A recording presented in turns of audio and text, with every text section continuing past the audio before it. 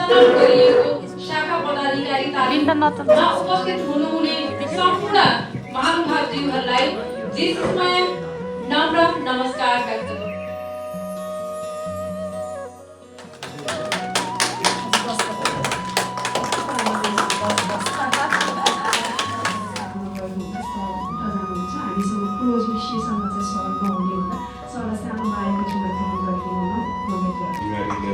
यस हलमा उपस्थित हुनुभएका सम्पूर्ण साथीहरूमा पोखरा जेसिस हाम्रो मातृ शाखा र मेरो व्यक्तिगत तर्फबाट सुप्रपारीको तर्फबाट हार्दिक मेरो जेसिसमा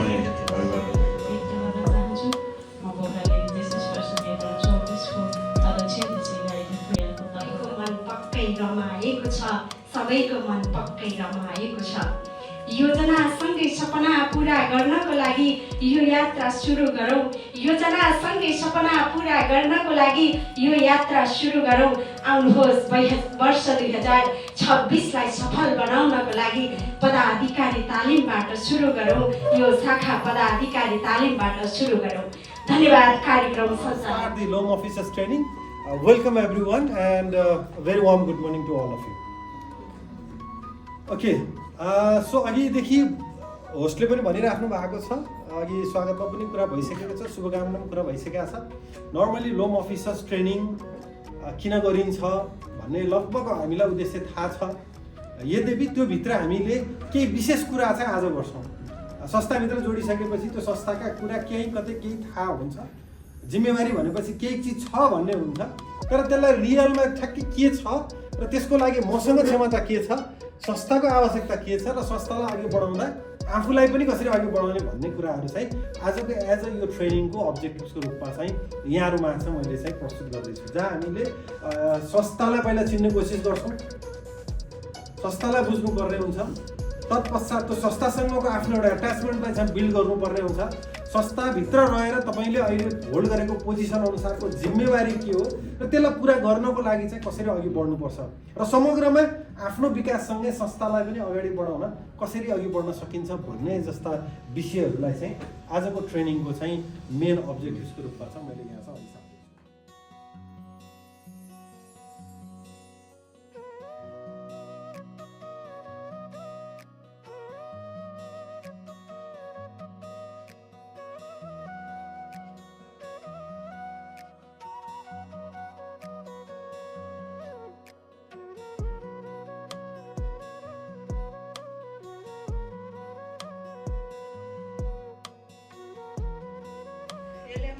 ट्रेनिङ जुन सरले दिनुभयो, मलाई लाग्छ हामी सबैलाई नै एकदम इफेक्टिभ अनि भनेर सरले सिम्बोलिक वेमा नै हामीलाई बुझाएर गइसक्नु भएको छ, सिकाइसक्नु भएको छ र हामीले यो सबै सिकाइलाई चाहिँ वर्ष 2026लाई उत्कृष्ट वर्ष बनाउनको लागि हामी सबै आजको यो सिकाइबाट अगाडि बढ्नेछौँ भन्ने पनि म विश्वस्त छु। एक वर्ष त्यो एक पदमा बस्दाखेरि हामीले वर्षभरि कसरी काम गर्ने, यो संस्थालाई कसरी अगाडि बढाउने, आफू कसरी अगाडि बढ्ने र आफूले कसरी सिक्ने भन्ने कुराको यो सुरुवात हो। किनकि अब हामी सुरुमै लम अफिसर ट्रेनिङ दिन्छौँ, प्रशिक्षक राखेर उहाँले तपाईँहरूको पदको विषयमा लोम अफिसर ट्रेनिङ कार्यक्रम अत्यन्तै सरल र सहज तरिकाले सम्पन्न सञ्चालक पोखरा लेडी जेसिस वर्ष 2026 का महासचिव जेसी सृजना हाले इसाज्यू, आजको यस लोम अफिसर ट्रेनिङका प्रमुख अतिथि, प्रमुख प्रशिक्षक मातृ शाखा पोखरा जेसिस वर्ष 2021 का अध्यक्ष, जेसिसकै आइडल पर्सन, मेरो आँखामा बसेको व्यक्तित्व, dynamic leader, JCI senator engineer Kiran केसीज्यू, पोखरा लेडी जेसिस वर्ष 2005 का अध्यक्ष, नेपाल जेसिस वर्ष 2014 का कार्यकारिणी उपाध्यक्ष हाम्रो धरोहर आदरणीय सङ्गीता पौडेलज्यू,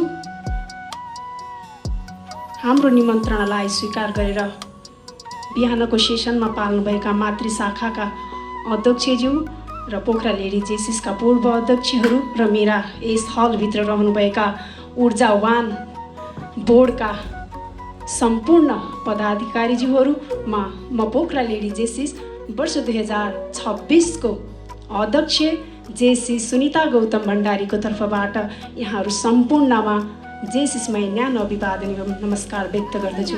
उपस्थितिमा भएको सम्पूर्ण डिसिप्लिनका कुराहरूलाई मूल्याङ्कन गर्दै जाँदाखेरि हजुरहरूको आँखाले के देखेको थाहा छैन, मेरो आँखाले पोखरा लेडी जेसिसले पक्कै पनि वर्ष 2026मा केही न केही चाहिँ प्रगति गर्छ जस्तो चाहिँ मलाई लाग्छ र अध्यक्षको आँखाले देखेको कुरा सम्पूर्ण सदस्यको आँखाले देख्यो भने त पक्कै पनि वर्ष उत्कृष्ट नै हुन्छ भन्ने मैले सोचेको छु। आज जति पनि चिजहरूमा तपाईँहरू इन्भल्भ हुनुभयो त्यसमा तपाईँहरूले एटलिस्ट सुमूल्याङ्कन चाहिँ गर्ने अवसर चाहिँ पाउनु भएको छ।